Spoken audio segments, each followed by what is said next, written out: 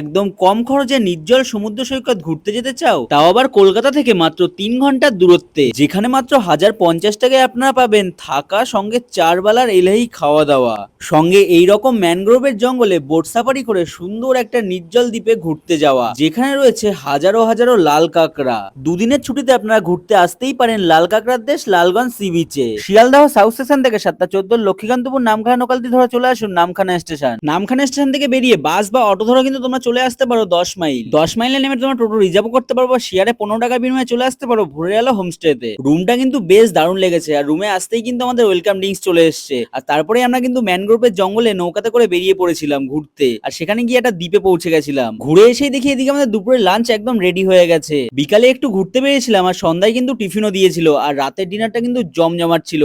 পরের দিন সকালে ব্রেকফাস্ট করে কিন্তু চেক আউট করে বেরিয়ে পড়েছিলাম। দুদিনের ছুটিতে তোমরা কিন্তু ঘুরে আসতেই পারো লালগঞ্জ সি বিচ থেকে।